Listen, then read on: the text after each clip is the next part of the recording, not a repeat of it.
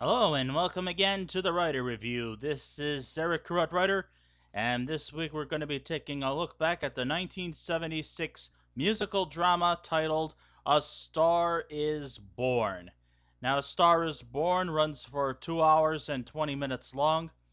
It is directed by Frank Pierson, with some uncredited directing credits to Barbra Streisand. Yes, this is definitely a Barbra Streisand film at her most megalomaniac best. It is produced by her hairstylist, John Peters, and of course, Barbra Streisand. Yes, this movie was all about the hair. Alright, the script was written by Frank Pierson, William Wellman, Robert Carson, John Gregory Dunn, and Joan Didion. The score was done by Barbra Streisand, Kenny Asher, Rupert Holmes, Roger Kellaway, Kenny Loggins, Leon Russell, and Paul Williams. The cinematography was excellently executed by Robert Surtees, and the editing was done by Marilyn Madaram, Michael Polikow, and Florence Williamson. And the stars of the movie are Barbra Streisand, Kristofferson, Gary Busey, Paul Mazursky, Sally Kirkland, Freddy Krueger himself. No, even though before Freddy Krueger. Robert Englund was in this movie. Venetta Fields, Clydie King. Also appearing as themselves were, of course, country singing legend Rita Coolidge, who was, of course, at that time, she was once married to Kris Kristofferson. She appears here. And pop sensation, uh, formerly of the group Dawn, I'm talking about Tony Orlando. So it was co-written and directed by Frank Pierson. This 1976 remake of A Star is Born starred Barbra Streisand back when she was at the pinnacle of her singing and acting career. It was, however, complex in pulling off the magic of the old 1937 version that starred Janet Gaynor and Frederick March, and the old 1954 version starring Judy Garland and James Mason. In many ways, like Gaynor and Garland, Streisand was also very laboring to work with on the set due to her heavy demands and her perfectionist ways. For some not too surprising for some not too surprising evidence, Babs has her legion of loyal fans, while by way of contrast, she also has her equal share of critics who are more than happy to verbally inject their disdain towards her. Some of the quips bestowed upon her are quite witty in their analogy, as claiming the movie should be renamed A Boar is Born. Pretty much sums up what that best describes Barbra Streisand. But in spite of who stars in this movie, it was actually quite refreshing. It was a refreshing spin of an old classic to relocate the scenario, as the focus is not necessarily in the world of Hollywood movies, but the emphasis was on sex, drugs, and rock and roll. And just like the Hollywood film industry, the music industry can be also a cutthroat business. If you're famous, you're going to have all kinds of accolades. You're going to have a lot of fans. You're going to have a lot of money. You're going to have a lot of success. You're gonna have a lot of restless nights. You're gonna, I mean, if you continue to reinvent yourself and to have a positive attitude and to keep up keep up to date, and if you have to change your ways around, you'll probably be a star yourself. Or you could go the other way and not change your format, and then fewer and fewer fans will come to see you and your career will fizzle. And that's what we kind of see here in this movie.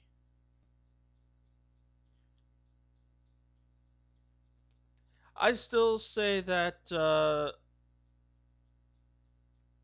just like the other two movies that it's based on, the storytelling is still equally poignant. Sure, it probably may not be for everyone, but I still think it exceeds Barbra Streisand's 1973 flop, The Way We Were. It had some appeal to the fans. I mean, hey, why not? I mean, it did gross over $80 million, which was the third highest grossing picture that year. I guess you know what number one was. You talking to me? Taxi Driver. Enough said.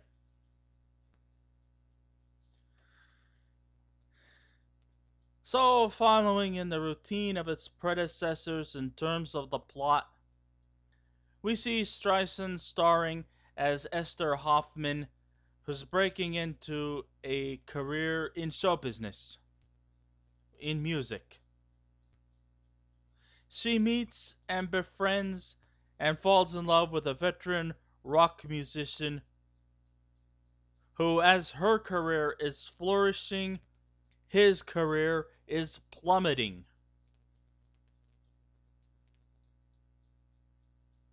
The rock musician, of course, his name is John Norman Howard, and he's played by Kris Kristofferson.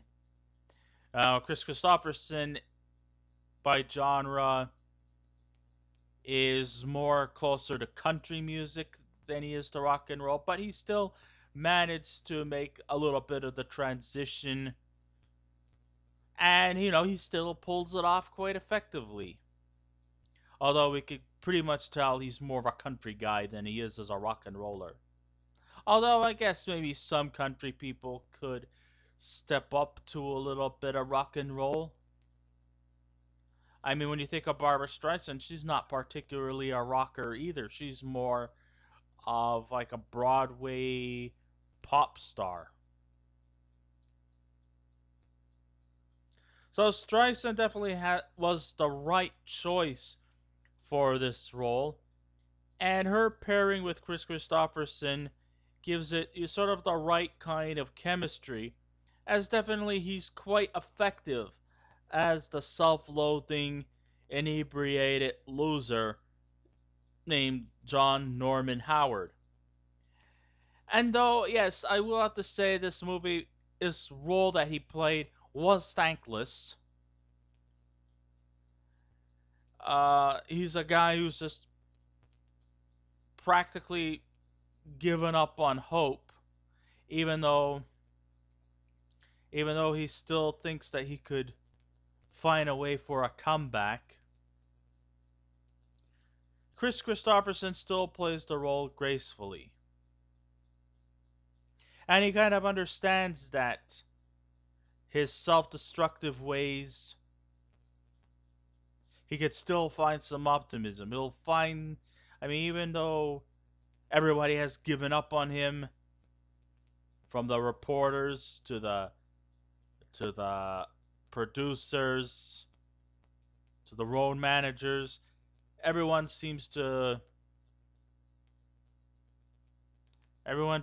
to cut him through, but he still thinks that he can hang on and find ways to make a comeback.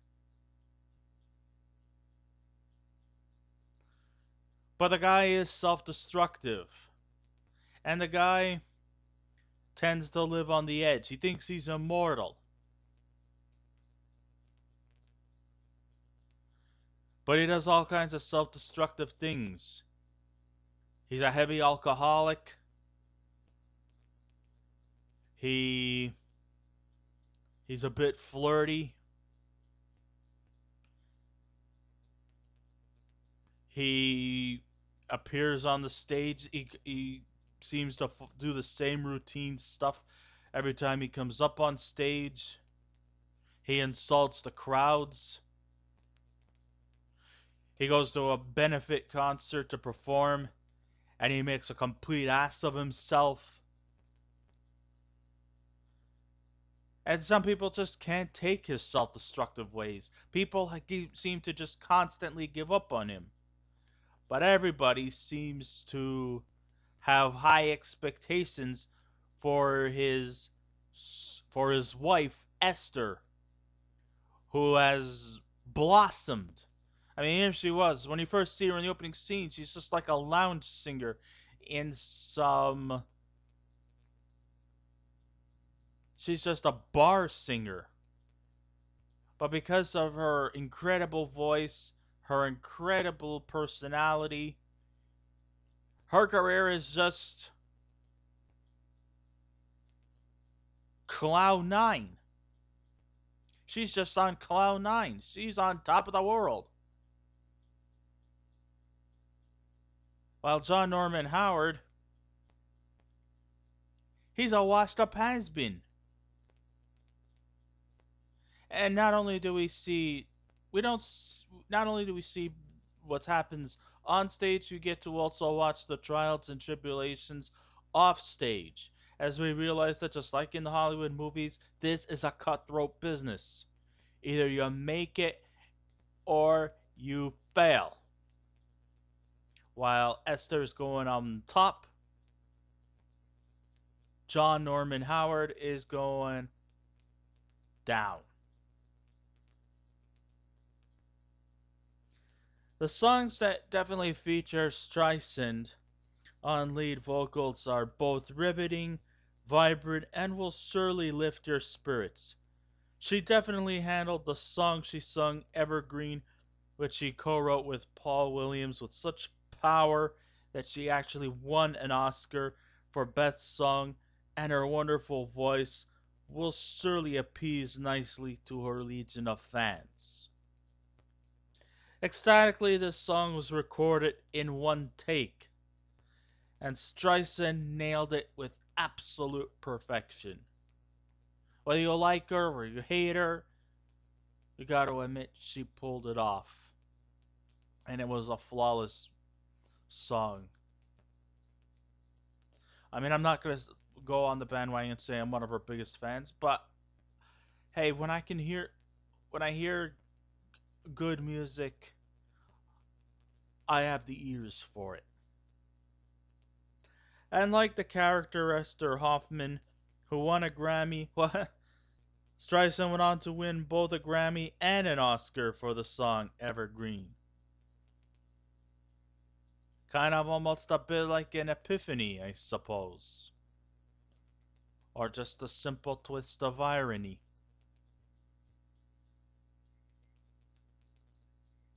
In addition to that, Robert Surtees was nominated for an Oscar for Best Cinematography, and I couldn't blame him less. The locations were spot on.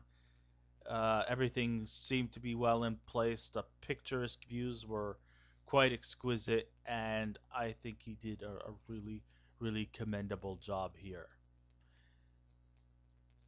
Let's see. Robert Knudsen, Dan Wallen, Robert Glass, and Tom Overton were nominated for Best Sound.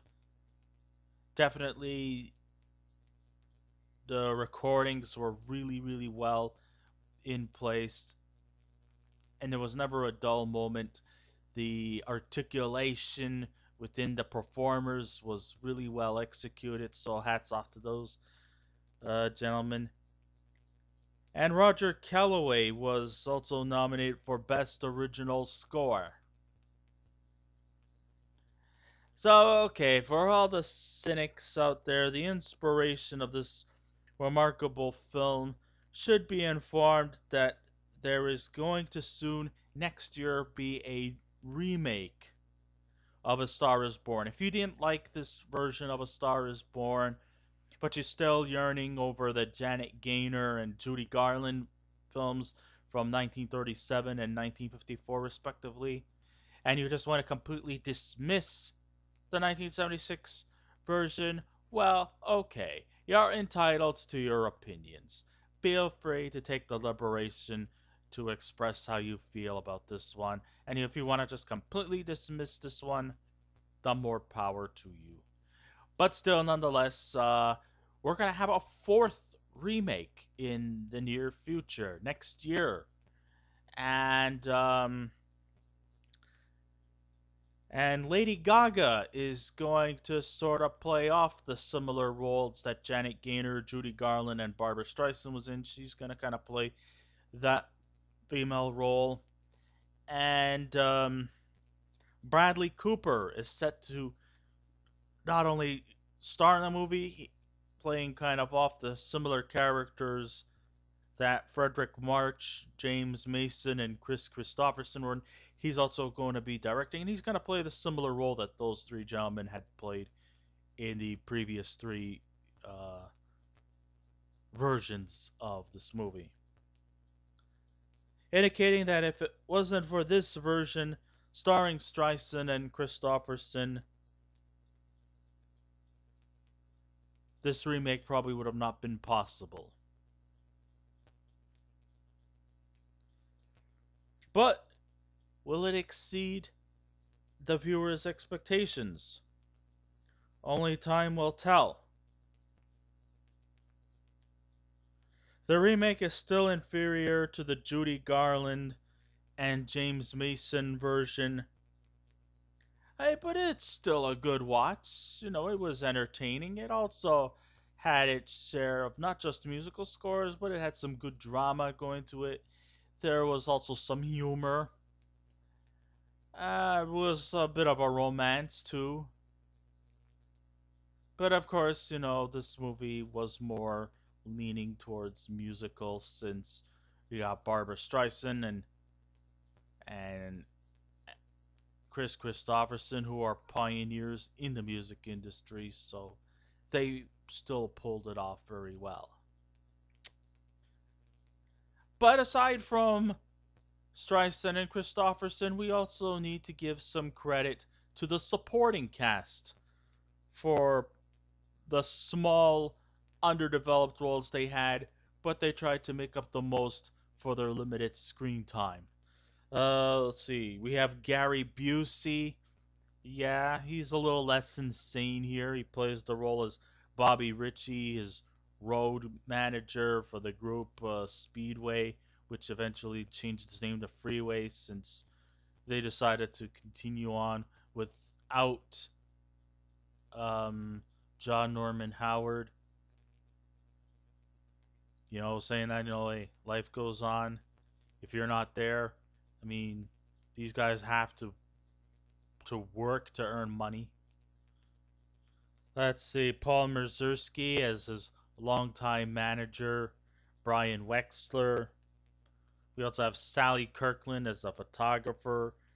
Robert Englund before Freddy Krueger as Marty. We also have Venetta Fields and Clydie King as Hoffman's backup vocalists, known as the Oreos. And we also have some brief appearances from Kristofferson's then wife, Rita Coolidge, and Tony Orlando as themselves. They're not actually performing, they're just on one scene. They're one of the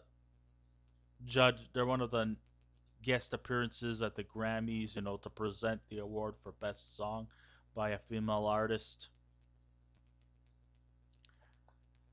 Through my knowledge, when it came to the film A Star Is Born, I've heard it through the grapevine that it was a very rocky road indeed. Now I got a craving for Rocky Road ice cream. There were claims that the egocentric Barbra Streisand directed some scenes for herself, much to the chagrin of director Frank Pierson, with rumors floating about that Babs and Pierson conflicted with each other many times on the set. Even with Pierson stating that his experience with her was absolutely horrendous.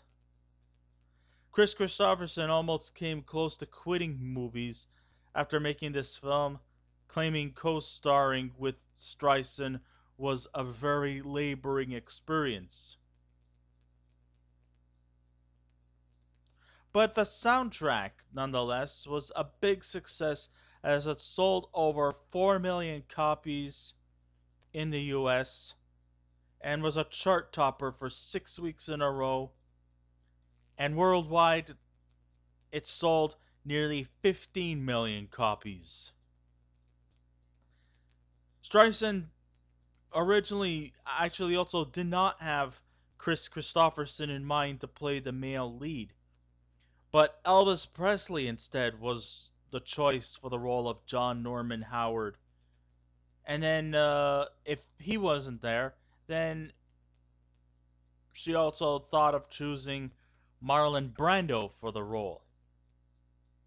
And the King had an interest in the role of John Norman Howard, but his manager, Colonel Tom Parker, rebuffed at the idea due to her not asking him at first, and they also wanted some overwhelming demands. But still, in spite of the ups and downs and the trials and the tribulations of this movie, it's still a great watch, and it's filled with drama, romance, humor, and music, and just fun old entertainment. And I recommend you all to see this movie. It's still a great watch. I mean, I'm not saying it was perfect, but it was still a good watch. And so if I was to give a scale out of 10, I would truly give A Star Is Born an 8. So I guess this ends my writer review. Thank you all for listening in. If you wish to subscribe to my channel, please feel free to do so. If you wish to leave a comment, go right ahead. Just remember, be kind, be courteous, and don't be rude. And I will be back again with another movie review. So until next time, this is Eric Correct Writer saying, keep watching those movies, and I'll see you around. Goodbye.